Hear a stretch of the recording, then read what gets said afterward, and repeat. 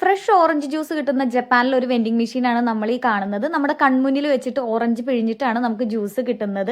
അതിന്റെ പ്രോസസ്സിംഗ് ഒക്കെ നമുക്ക് കറക്റ്റായിട്ട് കാണാൻ പറ്റും. സാധാരണ ഇവിടുത്തെ വെൻഡിങ് മെഷീനിലൊക്കെ 600 യെന്നിൻ്റെയൊക്കെ ഓറഞ്ച് ജ്യൂസാണ് കിട്ടാറ്.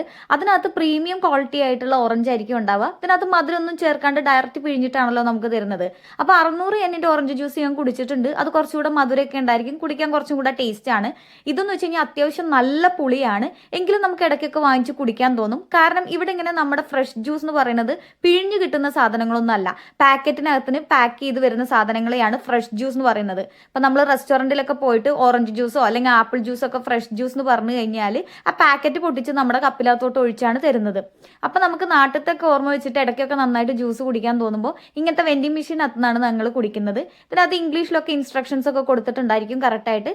പല ആപ്പ് വെച്ചിട്ടും നമുക്ക് പേയ്മെൻറ്റ് ചെയ്യാം, അല്ലെങ്കിൽ പൈസ വെച്ചിട്ടും ചെയ്യാം. ഇതിപ്പോൾ നോട്ട് ഇടാനുള്ള സ്പേസ് ആണ്. നമ്മൾ പൈസയാണ് ഇടുന്നതെങ്കിൽ നോട്ട് എവിടെയാണ് ഇടേണ്ടത്, ചില്ലറ ഇടേണ്ടത് വേറെ സ്ഥലത്താണ്. ഇതിവിടെ നിന്ന് സ്ട്രോ എടുക്കാനുള്ള സ്ഥലമാണ്.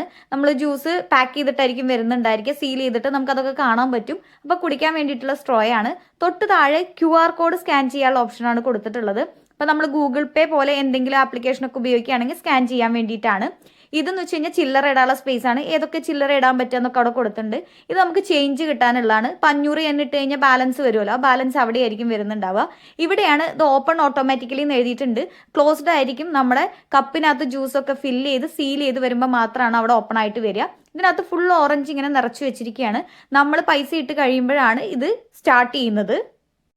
ഒരു കപ്പ് ഓറഞ്ച് ജ്യൂസിനകത്ത് 3-4 ഓറഞ്ച് പിഴിഞ്ഞിട്ടുണ്ടായിരിക്കും എന്നാണ് അവിടെ എഴുതി വെച്ചിട്ടുണ്ടാവുക. അത് കപ്പ് ഫില്ലാവുന്നതിനനുസരിച്ചിട്ടാണ്.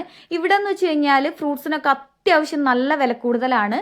അതുകൊണ്ട് തന്നെ ജ്യൂസുകൾക്കും നല്ല വിലയാണ്. നമ്മൾ പേയ്മെൻറ്റ് ചെയ്ത് കഴിഞ്ഞു അപ്പോഴാണ് കേട്ടോ അതിങ്ങനെ ഓറഞ്ച് ഉരുണ്ട് വന്ന് ഇവിടെ വീഴാൻ തുടങ്ങും. നമ്മൾ കൗണ്ട് ചെയ്യാറുണ്ട്. ഇടയ്ക്ക് 3 ഓറഞ്ച് ആയിരിക്കും, ഇടയ്ക്ക് 4 ഓറഞ്ചിൻ്റെ ജ്യൂസ് ആയിരിക്കും നമുക്ക് കിട്ടുന്നുണ്ടായിരിക്കുക.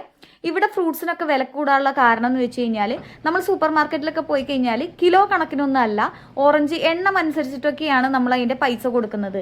പിന്നെ നമ്മൾ ശ്രദ്ധിച്ച് നോക്കിക്കഴിഞ്ഞാൽ അറിയാൻ പറ്റും എല്ലാ ഫ്രൂട്ട്സിനും. ഇപ്പോൾ ഓറഞ്ച് ആണെങ്കിൽ ഒരു 10 ഓറഞ്ച് ഒരുമിച്ച് വെച്ചിട്ടുണ്ടെങ്കിൽ 10 ഓറഞ്ചിനും ഏകദേശം ഒരേ വലുപ്പമായിരിക്കും, ഒരേ കളറായിരിക്കും, ഒരേ ടേസ്റ്റ് ആയിരിക്കും, അങ്ങനെയൊക്കെയാണ്. അപ്പോൾ അവർ അത്രയും ഫിൽട്ടർ ചെയ്ത് കഴിഞ്ഞിട്ട് നല്ല സാധനങ്ങൾ മാത്രമാണ് നമ്മുടെ സൂപ്പർ മാർക്കറ്റിലൊക്കെ നമുക്ക് വാങ്ങിക്കാൻ കിട്ടുന്നത്. അതുകൊണ്ട് തന്നെ അത്രയ്ക്കും വില കൂടുതലാണ്. താഴെ അതേ ജ്യൂസ് വന്ന് വീഴുന്നത് നമുക്ക് കാണാൻ പറ്റുന്നുണ്ട്. പിഴിഞ്ഞിട്ടുള്ള ജ്യൂസ് ഈ കപ്പിനകത്ത് വരുന്നുണ്ട്. അത് ഫില്ലായി കഴിഞ്ഞ് കഴിഞ്ഞാൽ അതിൻ്റെ മുകളിൽ ഒരു പ്ലാസ്റ്റിക് വെച്ച് സീൽ ചെയ്യാൻ വേണ്ടിയിട്ടാണ് ഇപ്പോൾ പുറകിലോട്ട് പോയിട്ട് അത് സീൽ ചെയ്തിട്ട് തിരിച്ചു വരുമ്പോൾ ഇവിടെ നമുക്കൊരു ശബ്ദം കേൾക്കും. അതനുസരിച്ചിട്ടാണ് ആ ഇത് ഓപ്പൺ ആവുന്നത്, ഡോർ ഓപ്പൺ ആവുന്നത്. അതിനനുസരിച്ച് നമുക്ക് അവിടുന്ന് എടുത്തിട്ട് കുടിക്കാൻ പറ്റും.